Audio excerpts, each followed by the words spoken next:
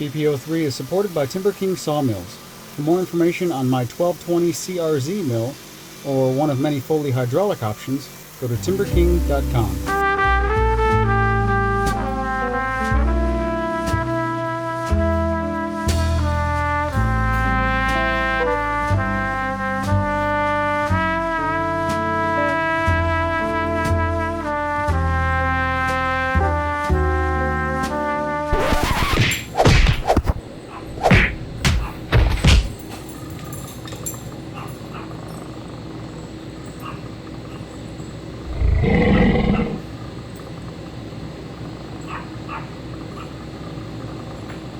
Finisher.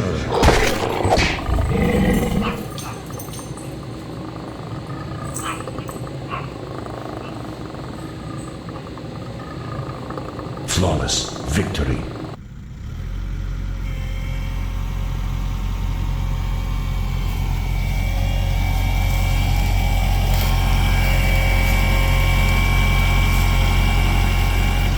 Alright, I just got a free cedar log from a relative. 16-foot trailer, so I didn't measure how long it is, but 16 foot, and I don't know how much of this is usable up here, and then about that much down at the bottom section over here is kind of not all there. It looks like it's split when it was felled, so we're missing a little bit, but that's a pretty big chunk of usable material right here. A little bit punky right here, so I don't know how long this goes in. And you know what? I'm relatively new to the whole sawmill world, so some people may say that is just treasure. Some people may say that is not worth my time. But you know what? I don't have experience with stuff like this, these random logs. So I'm gonna throw it up there, maximize my yield, the best of that I can, and educate myself and use this tree as experience so I know better, not know better, but know a little bit better as to what I say yes and no to in the future.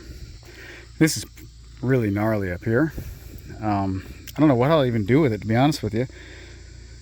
But regardless, oh, my tag goes out this month. Got to get new registration on the tag on the trailer this month. Okay.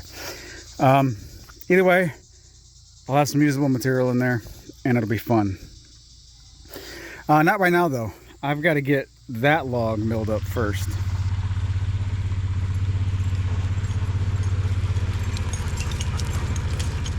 While on the trail with Jay the other day, I noticed that a lot of our trails have tons of last year's leaves just decayed.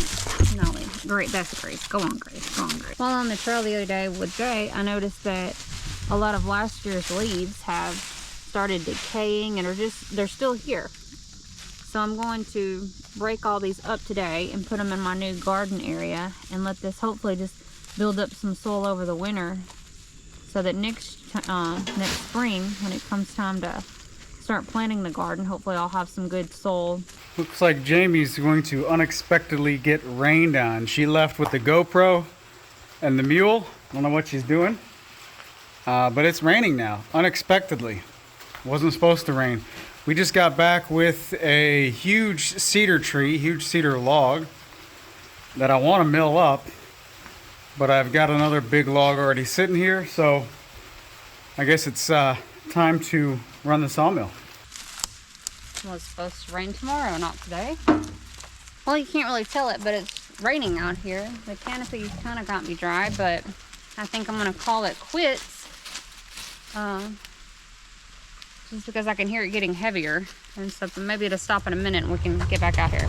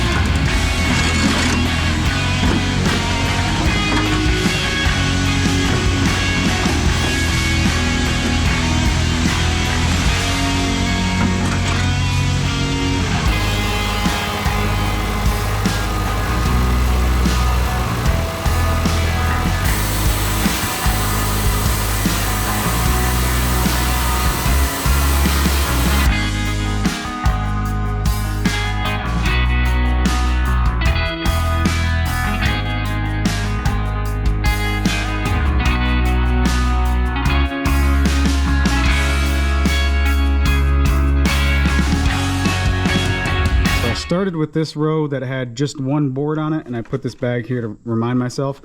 One board on this row, ended up with one board on this row. That means I milled 3 consecutive rows, or 3 full rows. It's a 42-inch wide pallet. Let's just subtract 2 inches for the gap. That's being a little bit more conservative. These are longer than 8 feet, but let's just take into consideration 8 feet for the math. That means those 3 rows, I milled 80 board feet of lumber, 80 board feet of pine. Sell it for $1 a board foot. Green, well, that's 80 bucks an hour. We're just throwing numbers out here, right? 80 bucks an hour. Well, it took me 1 hour to mill that, right? 80 bucks an hour. It took me 2 hours total to mill it, plus mill a bunch of other small stuff that I already had, knocking it down smaller to get into the wood chipper, and then clean it all up. So 2 hours invested. If you want to take that $80 of goods, well, that's 40 bucks an hour, assuming there's nothing in the logs, right? Anyway, that's a few numbers for you to ponder as far as how this system is working out for me. I have a lot of material that's just junk. For one reason or another, it's just junk. It's either got so much bow or twist in it that I don't want to use it, or it has too many bug holes and knots in it, or it's got some delamination of the rings. So all of this is, even that pretty one right there, oh, that's a pretty one on the outside, but anyway, it's down here for one reason or another. So all of this is sized to go through the wood chipper. Now that we have the wood chipper reliable, it is exciting to be able to focus on 2 products from the sawmill. Primarily lumber, beams and lumber, and secondarily wood chips. We're gonna get a lot of wood chips, and we have so many uses for wood chips here on the property.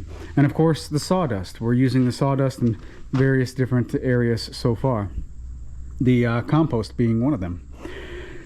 All right, this is all interesting.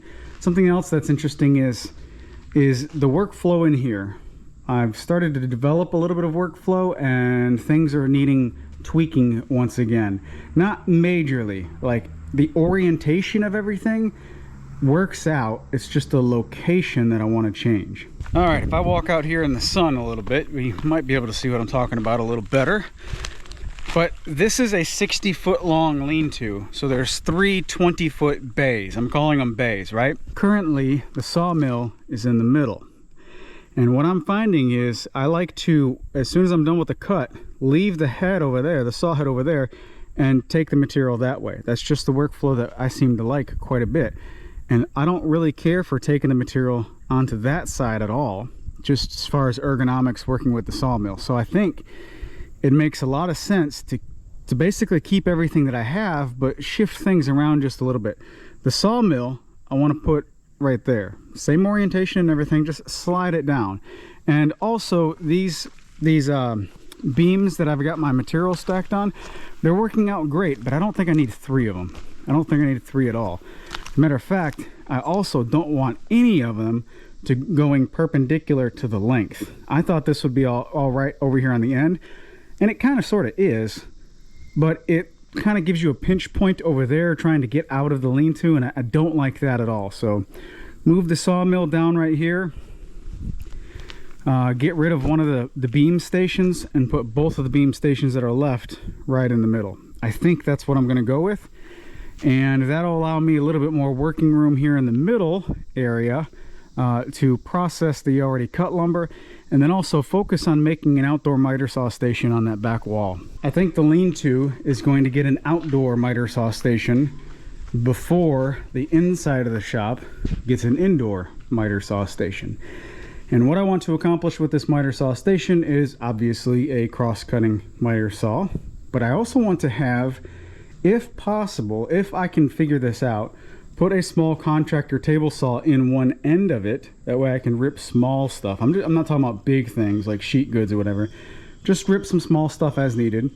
But also I'd like to have some type of homemade track system. I don't know how long I could make it, but basically a straight line rip station to where I saw it on an old, I believe it was a Shipwright channel. That name's ringing a bell here. But it was a shipbuilding YouTube channel to where he basically had a homemade circular saw track that folded up against the wall, and you put your board down, and then that track folds down, and then you use your circular saw to cut a straight edge, flip it up, move your material, new material in, flip that track down.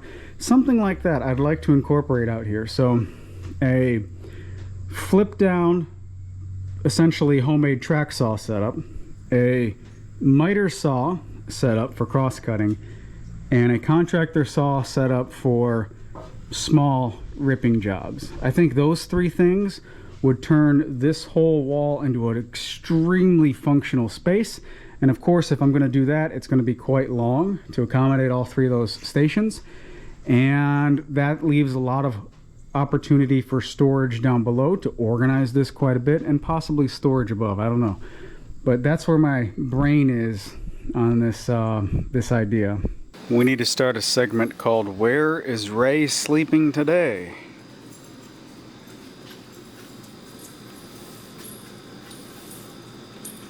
Sound asleep? Oh, he's wiggling. He senses the camera every time. Where's Mr. Ray, Grace? Sure does live a tough life.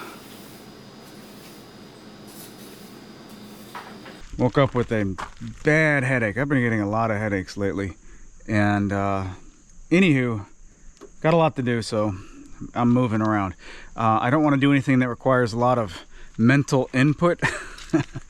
So I'm going to hook up the wood chipper to the tractor here in a few minutes and get a bunch of offcuts chipped up into a usable product for us, a usable resource for us. But before I do that, I want to give you an update on a couple things inside the shop. A lot of people mentioned that having the sawmill close to the shop, I'm going to track in a bunch of dust, sawdust, and that's going to be annoying. Well, sawdust has nothing on the actual dust that is on everything here in the shop. Everything is just in a blanket. I need to put Old Glory back up. Noted. Okay, everything is just blanketed with dust, primarily from the clearing. You know, we had a real bad drought. Everything stirs up a little bit of dust and it just blows into the shop. Not the end of the world. It's just a fact. We live a dusty life now. That fan was on this pile of lumber, has been for a while, and it's not quite dry enough to where I feel comfortable putting it up on the wall. Because once it's up on the wall, the back side is, you know, it's going to be on a wall like this, so the back side's not really going to be exposed to wind or anything like that. So I don't want it to mold on the back. But once this dries out a little bit more to the touch, then I'll put it up on the walls. That'll be a fun inside project. That is a mud flap off of a big rig 18-wheeler. A relative of mine is a diesel mechanic and he got me a bunch of pull-offs. Well, I chose to use the thinner one and split it right down the middle, and that was a perfect width to go right here. This four-wheeler is from 1998, so I'm not too worried about keeping the plastics absolutely perfect, but I was able to bolt through in a couple locations up here, get this bent somewhat kind of sort of good. This is some tough stuff, but still flexible. And then I bolted it again to the bottom of the plastics over here, and then bolted it to this metal support bar right there. And may not look super awesome, but it's very functional. I already went on a trail ride with the dogs just to test it out, and this is great. Nothing hits my feet at all.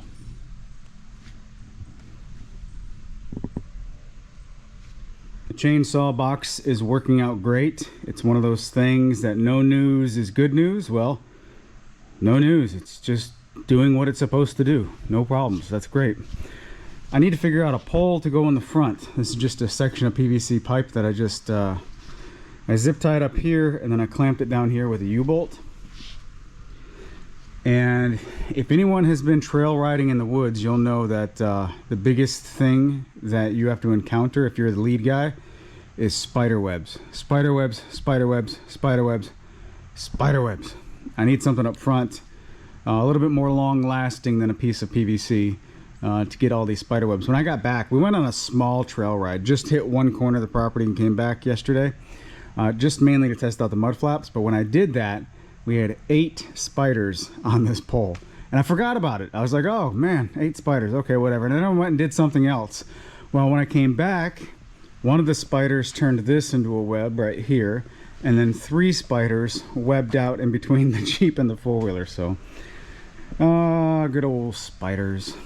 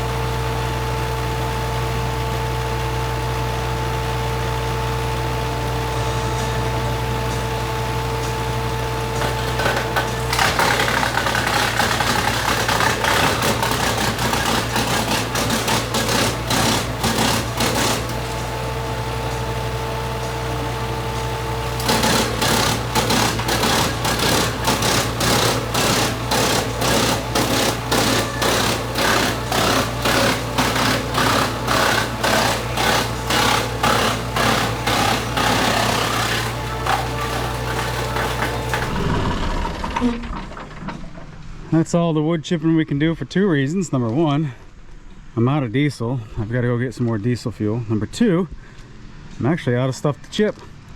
All this stuff is too wide, and all that stuff is too dried out and hard like a rock already. So I think I'm going to cut my losses on those and put them in the burn pile, because those were all during the process of figuring out this system. And this system is, this thing shines if I use smaller diameter stuff. So all of my slabs and offcuts and all that stuff is going to be much smaller going forward. Something else that I'm doing is I'm trying to optimize the best possible lumber off of this now. Previously I was just trying to maximize yield. Now I'm trying to maximize quality. So anything that I've cut previously that I'm noticing that is starting to twist, bend, I'm not emotionally attached to it. It's not going to be waste. I'm not going to throw it in the fire pit.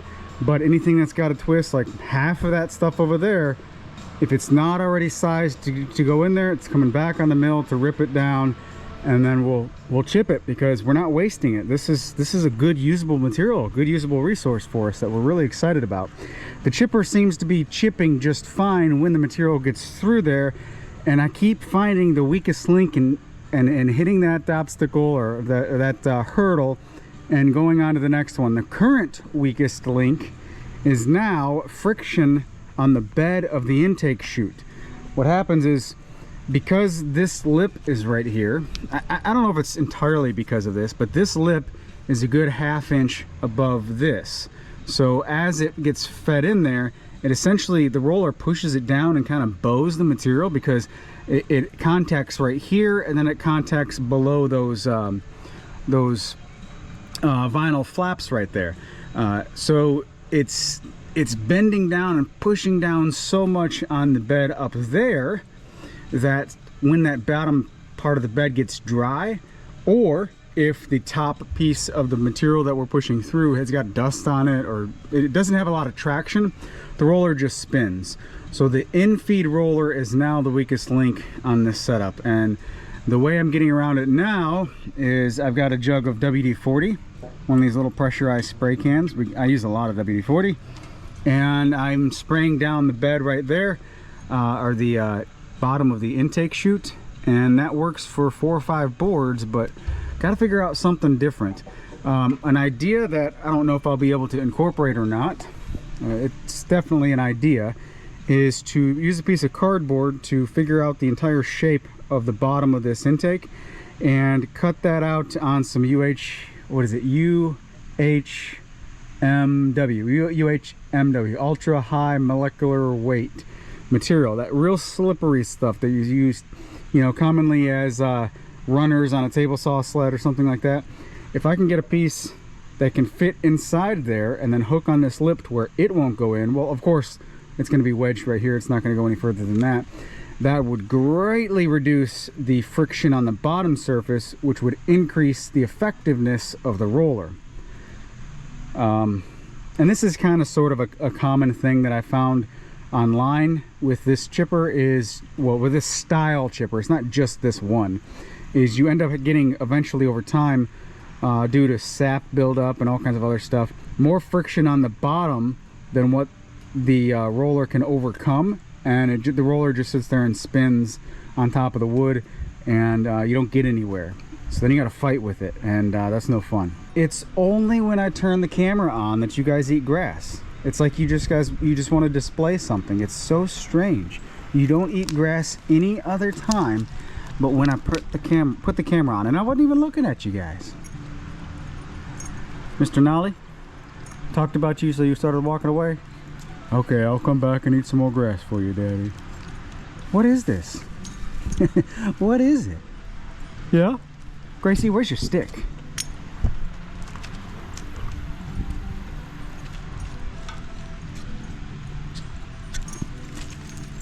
So if that doesn't say we're best buds, I don't know what does.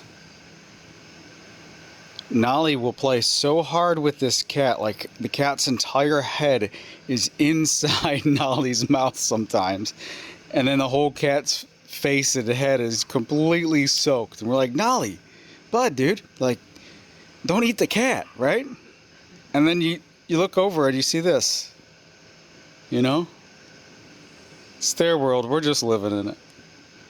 He's drooling? He's drooling, yeah. Oh, he must be sleeping pretty good.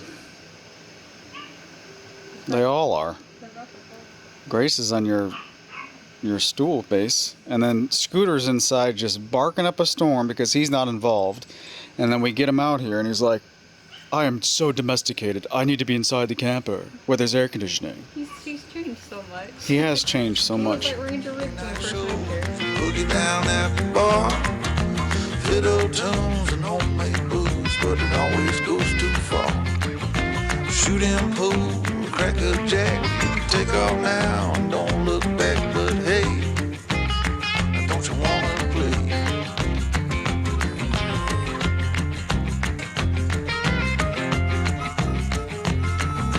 Hold on, sugar, why you look so sad? Come on now.